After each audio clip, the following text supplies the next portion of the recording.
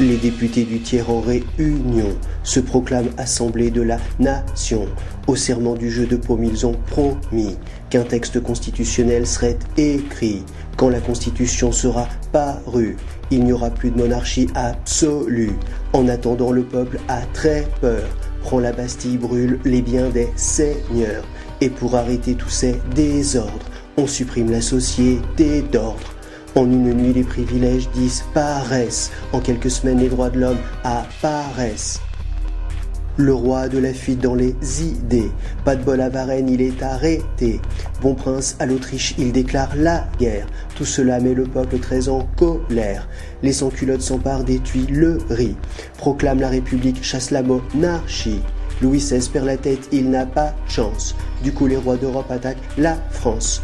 Les combats s'étendent aux partisans, des montagnards girondins échouant. La terreur du comité de salut public va permettre de sauver la République. Les difficultés du directoire laissent aux révolutionnaires peu d'espoir. Le 18 Brumaire en 8 coups d'État, Bonaparte met en place le consulat. Il concentre le pouvoir entre ses mains. Ses réformes et traités passent plutôt bien. En 1804, l'Empire est proclamé. Bonaparte devient Napoléon Ier.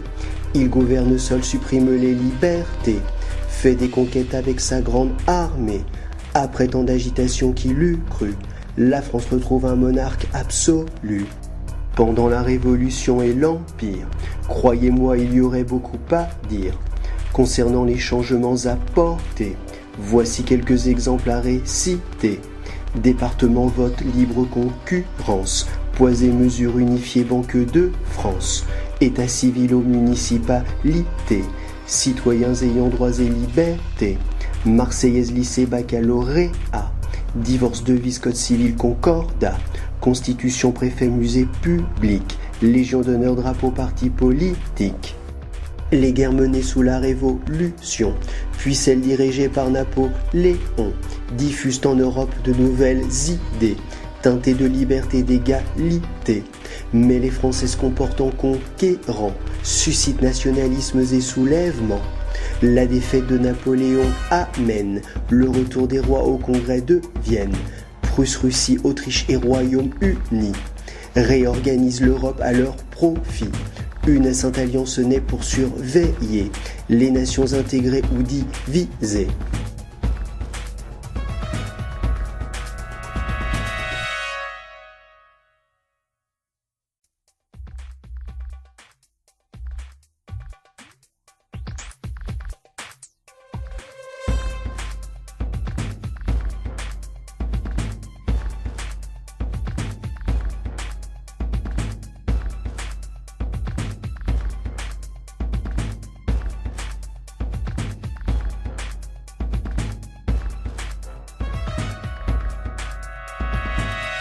Les députés du tiers en réunion se proclament Assemblée de la Nation.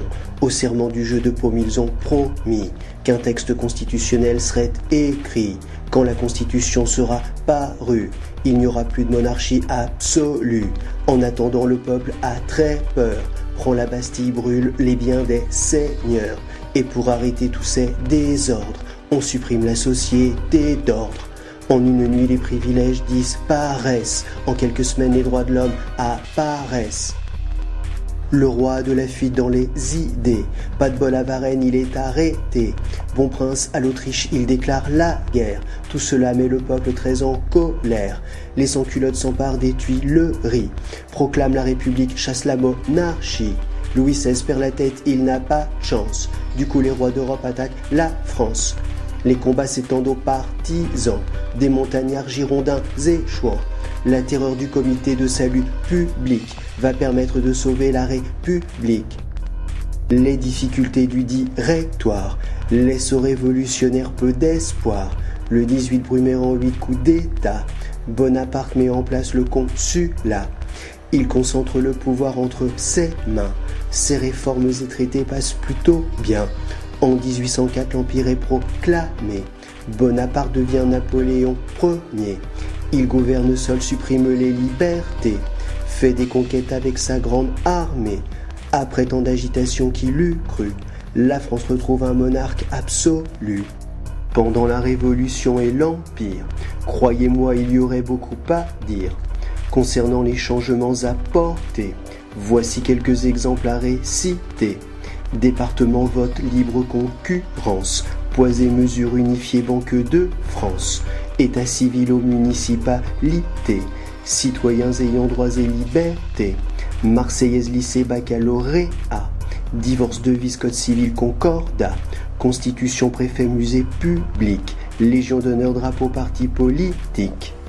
Les guerres menées sous la Révolution, puis celles dirigées par Napoléon, diffusent en Europe de nouvelles idées, teintées de liberté et d'égalité.